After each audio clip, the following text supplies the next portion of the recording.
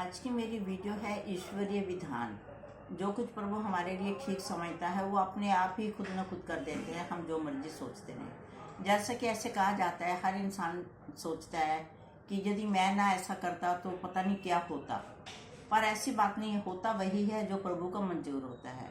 जैसे कि मैंने सुंदरकांड में ये कुछ प्रसंग एक तो मेरे दिमाग में आए हैं।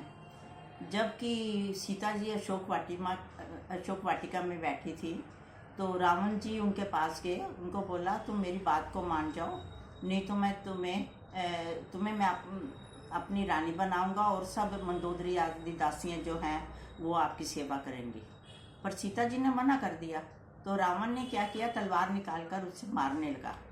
ऊपर वृक्ष पे हनुमान जी बैठे थे, उनको बड़ा गुस्सा आया। उन्होंने सोचा कि मैं इस तलवार को लेकर इसके गला ही क्यों ना काट दूँ रावण जी का।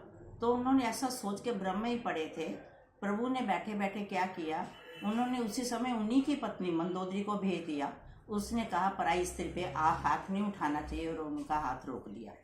इसलिए हम ये सोचते हैं कि हम यदि जो करते हैं तो वो शायद हम ना करें तो पता नहीं क्या हो जाता।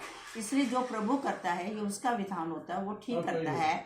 उसी के हाथ से उन्होंने रावण की पत्नी को ही भेज दिया उस काम करने के लिए, तो हनुमान जी बहुत खुश हुए।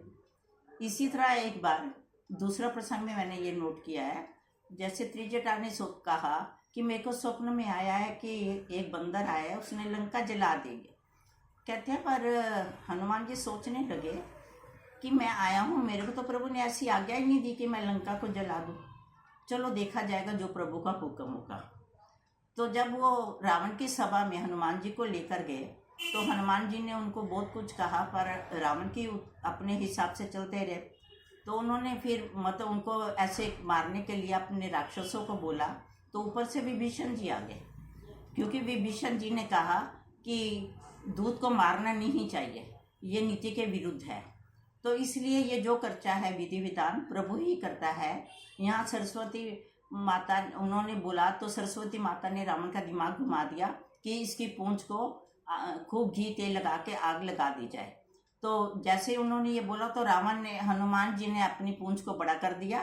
पूंछ बड़ा करने से उनकी जो पूंछ पे आग लगाई और सारी लंका जल गई। तो अंत में यही आता है कि जो प्रभु करता है वो अच्छा करता है। प्रभु का विधान जो है वो माननीय है, वो अटल है। हम ऐसे ही कहते रहते हैं कि हम ना करते तो क्या होता। जय जय श्री राम, जय जय हनुमान।